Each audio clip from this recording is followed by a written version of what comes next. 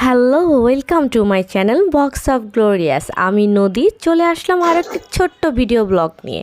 আজকে এনেছি আমার শীতের কিছু পিঠা নিয়ে। হ্যাঁ, এখানে আমাদের শীতে কী পিঠা বানানো হয়েছিল সেটাই আজ আমি আপনাদের সামনে তুলে ধরব। আর তার সাথে আছে আমার হাতের প্রথম ভাপা পিঠা বানানোর অভিজ্ঞতা, তা কেমন সেটাও আমি আপনাদেরকে জানাবো।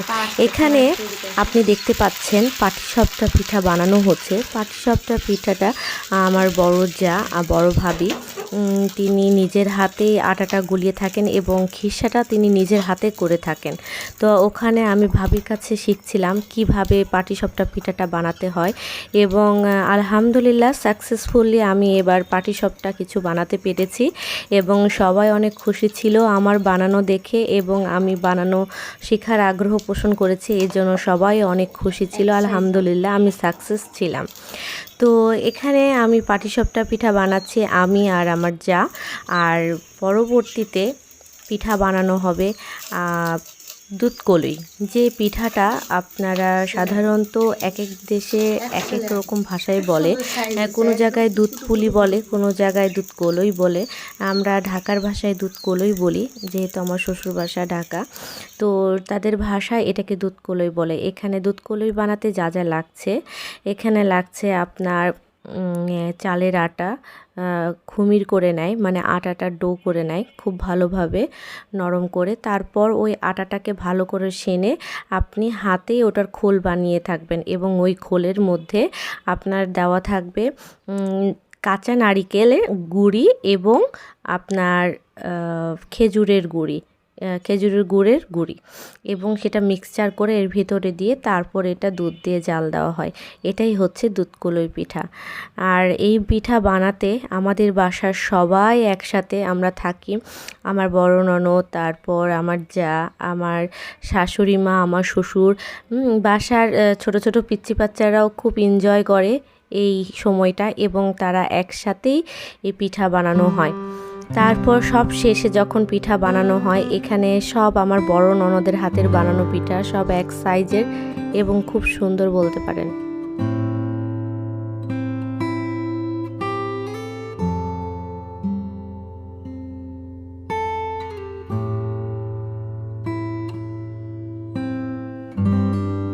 আপুর হাতের এক সাইজে সব পিঠা বানানো দেখে আমার তো বড়ই হিংসে হচ্ছিল, কারণ আমি ঠিকভাবে বানাতে পারছিলাম না। তারপরও চেষ্টা করেছি এবং আলহামদুলিল্লাহ খুব সুন্দর হয়েছে। এখানে আমার শ্বশুর বাবা পিঠা বানানোর আয়োজন শুরু করে দিয়েছে। তো এখানে পিঠা বানানো শুরু হয়ে গিয়েছে। শ্বশুর বাবা বারবার এখানে তার আন্দাজ অনুযায়ী দুধ দিচ্ছিল। আমাদের পানিটা জাল করে নেওয়ার পর পিঠা যখন একটু জাল করে ফুটে নিয়েছে তারপরে দুধ দেওয়া হয়েছে এবং বাবা প্রত্যেকবার এই কাজটা খুব সুন্দরভাবে সম্পন্ন করে থাকেন। তারপর এবার আসুন আমার হাতের ধুপি বানানো কেমন সেটা দেখিয়ে দিই। আমি ফার্স্ট টাইম ভাপা পিঠা বানাচ্ছি। এটা অনেকে ধুপি বলে, অনেকে ভাপা পিঠা বলে থাকে। আপনারা কি বলে থাকেন সেটা আমাকে জানাবেন কিন্তু কমেন্ট বক্সে অবশ্যই। ময়নাপা, এখন বলো যে এখানে তুমি কতটুকু গুড় নিয়েছো? হাফ কেজি গুড়ের মতো নিয়েছো? আচ্ছা, আজকে আমি প্রথম ভাপা পিঠা বানাবো। তোমার কেমন লাগছে? খুব ভালো লাগছে। তোমার খুব ভালো লাগছে? মজার জিনিস। তোমার কি ধারণা আমি ভাপা পিঠা কি ভালো বানাতে পারবো সেটা বলো। অবশ্যই পারবে। আসসালামু আলাইকুম খালামণি। ওয়া আলাইকুম আসসালাম ওয়া রাহমাতুল্লাহি ওয়া বারাকাতুহু। খালামণি, অনেকদিন পর আপনাকে দেখলাম, কেমন আছেন আপনি? আলহামদুলিল্লাহ। কোথায় ছিলেন আপনি? আমি ঢাকায় ছিলাম। ঢাকায় ছিলেন? মেয়ের বাসায়? মেয়ের বাসায়। এখন আপনার শরীর ভালো? আলহামদুলিল্লাহ, ভালো তো আছে এখনো। আজকে আমি প্রথম ভাপা পিঠা বানাবো, আপনার কেমন লাগছে? আমার খুব আনন্দ লাগছে। আজকে আপনি অবশ্যই আমার হাতের ভাপা পিঠা খেয়ে যাবেন এবং একটা রিভিউ দিয়ে যাবেন, ঠিক আছে? ইয়েস। Thank you. ওয়েলকাম। আমাকে হেল্প করার জন্য অনেক ধন্যবাদ ময়নাপা। তোমার কেমন লাগছে ময়নাপা? আজকে আমি প্রথম ভাপা পিঠা বানাবো। খুব ভালো লাগছে। তোমার কি মনে হচ্ছে আমি কি পারবো? ইনশাআল্লাহ পারবা। ঠিক আছে, তোমরা যেহেতু বলছো আমি মনে হয় পারবো। আজকে একটু একটু চেষ্টাই করে দেখি। ময়নাপা, তোমাকে হেবি সুন্দর লাগছে আজকে, সত্যি কথা। তারপর এখানে আমার খালাতো বোন, মানে আমার নিজের খালাতো বোন, সে এসেছিল আমাকে পিঠাপুলি খাওয়ানোর জন্য কি আটা নিয়ে, চালের আটা, কিন্তু এটা হচ্ছে পোলাওয়ের চালের আটা। এত সুন্দর সুঘ্রাণ বের হচ্ছিল আটাটা থেকে। তো ভেবেছিলাম এটা দিয়ে ভাপা পিঠা বানাবো, এবং সত্যি ভাপা পিঠাটা অনেক সুন্দর এবং মজা হয়েছিল খেতে। এখানে আমি পরিমাণ মতো লবণ দিয়ে চালের আটাটা মিক্সচার করে নিচ্ছি, যেহেতু এখানে আমি ফার্স্ট টাইম বানাচ্ছি এবং আমাদের বাসার কেউ ভাপা পিঠা ওরকম করে বানাতে জানে না। তো আমি আসলে ওরকম আন্দাজ করতে পারছিলাম না। যদি কোনো কিছু ভুল হয়ে থাকে তবে অবশ্যই আপনারা ক্ষমা সুন্দর দৃষ্টিতে দেখবেন। তো এখানে আমি অল্প অল্প করে পানি অ্যাড করছিলাম। ভয় পাচ্ছিলাম যে নরম না হয়ে যায় আটাটা, কারণ একদম নরম হয়ে গেলে তখন ভালো লাগবে না, হয়তো বা ধুপিও হবে না। তো এই জন্য আমি অল্প অল্প করে পানি অ্যাড করছিলাম এবং অল্প অল্প করে এটা সানছিলাম। তারপর এটা ভালোভাবে সানা হয়ে গেলে তারপর আমি ঝরা দিব বলতে আমি ওটা স্টিলের ছেনি বলে, সম্ভবত ওটাকে ছাঁকনি বলে। ওই ছাঁকনির ভিতরে আটাটা দিয়ে আমি ওটাকে ভালো করে চেলে নিব, যেন আটাটার কোনো শক্ত আবরণ না থাকে, মিহি দানা হয়ে এটা যেন বের হয়ে আসে। তো আপনারা এখানে দেখতেই পাচ্ছেন আমি বারবার পানি দিয়ে বারবার এটাকে নাড়ছিলাম, এবং এটা যতক্ষণ পর্যন্ত আটাটা ভালোভাবে না হচ্ছে, ভিজছে, ততক্ষণ পর্যন্ত আমি এভাবে পানি অ্যাড করব এবং এটাকে বারবার নাড়তে থাকবো।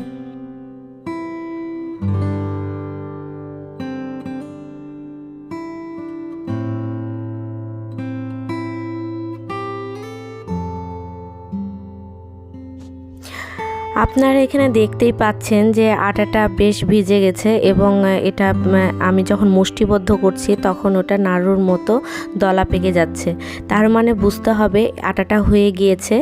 এখন আমি যেটা করব সেটা হচ্ছে স্টিলের ছাঁকনি দিয়ে এটা ভালো করে চেলে নিব, যেন আটাটা কোনো দলা বা আবদ্ধ না হয়ে থাকে। এখানে আমার মনে হয়েছিল যে আরও একটু পানির দরকার হবে, তাই আমি এখানে একটু পানি অ্যাড করে নিয়েছিলাম। তারপর এই যে আমার আটাটা হয়ে গিয়েছে এবং এটা আমি ছাঁকনি দিয়ে চেলে নিচ্ছি।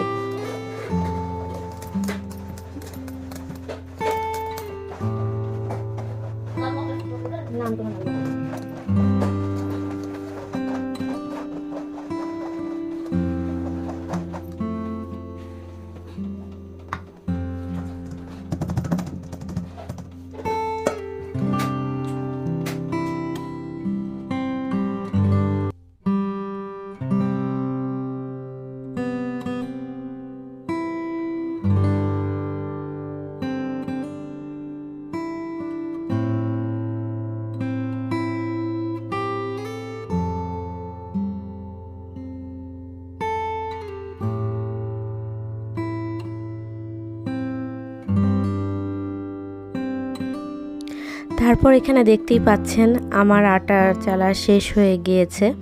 আটাটা বেশ ভেজা ভেজা, কিন্তু আমার কাছে কেন জানি মনে হচ্ছিল আর একটু পানি হলে ভালো হতো।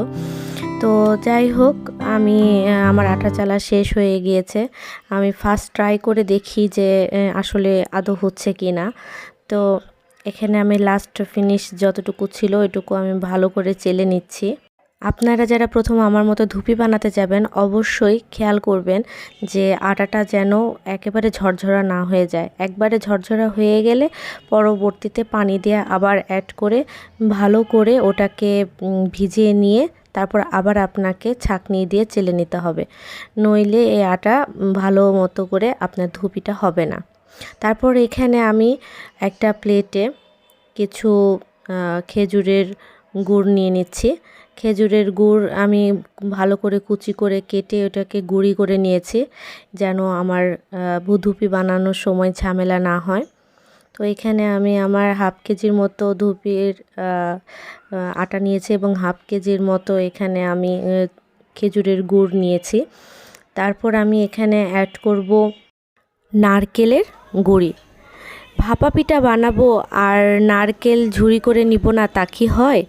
নারকেলের ঝুরি করে নিয়ে ওটার গুঁড়িগুলো আমি ফ্রিজে রেখেছিলাম। ডিপে রাখার কারণে এটা বেশ শক্ত এবং গোটা হয়ে গিয়েছিল। আমি এগুলোকে ছড়িয়ে নিচ্ছি।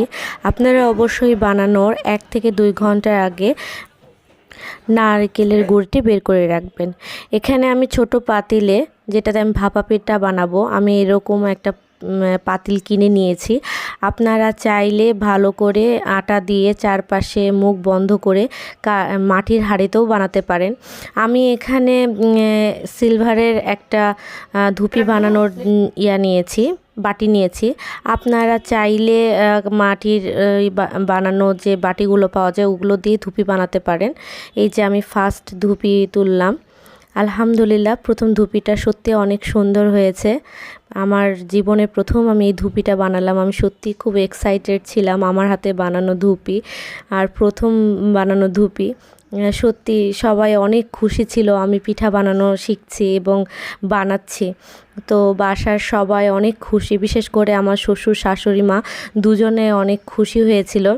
এবং আমার ধুপিটা, ট্রাস্ট মি, আমার ধুপিটা এত মজা হয়েছিল যে আমার ছোট ননদ বারবার করে বলছিল, ভাবি আপনি আর একদিন বানাবেন। এবং আমি খুশি খুশি হয়ে পরের দিন আবার বানিয়েছিলাম এবং সে খেয়ে অনেক খুশি হয়েছিল এবং সত্যি আমার ধুপিটা অনেক মজা হয়েছিল। আই উইশ আপনাদেরকে যদি আমি খাওয়াতে পারতাম। তবে অসুবিধা কি, আমার বাসায় অলওয়েজ আপনারা ওয়েলকাম। যখন আসবেন অবশ্যই আগে জানিয়ে দেবেন, আপনাদেরকে ধুপি বানিয়ে খাওয়ানো হবে ইনশাআল্লাহ। তো এখানে আমি বানাতে বানাতে হঠাৎ করে খেয়াল করলাম আমার ধুপিটা বারবার ভেঙে যাচ্ছে। তখন আমার চাচি শাশুড়ি আসলো এবং আমাকে বলল যে মা, আটাটা শুকিয়ে গিয়েছে, তো তুমি আর একটু পানি অ্যাড করে এটাকে চেলে নাও, তাহলে তোমার ধুপিটা আর একটু সুন্দর হবে। তো পরবর্তীতে শেষের দিকে ধুপি বানানোতে আমার চাচি শাশুড়ি আমাকে সহযোগিতা করেছিল এবং লাস্ট ফিনিশিং উনি কয়েকটা ধুপি বানিয়ে দিয়েছিল এবং সত্যি অনেক সুন্দর হয়েছিল। আমি খুব খুশি, আমি ধুপি বানানো শিখে গিয়েছি। এবং পরবর্তীতে পরের দিন ধুপি আমি যখন বানিয়েছিলাম এবং সবাই খেয়ে অনেক অনেক প্রশংসা করেছে। আর সব ফিনিশিংয়ে একটাই আনন্দ যে যাক, আমি সাকসেসফুলি একটা জিনিস শিখতে পেরেছি এবং সবাই অনেক খুশি হয়েছে আমার এই শেখানে। এটাই আমার সবচেয়ে বড় আনন্দ।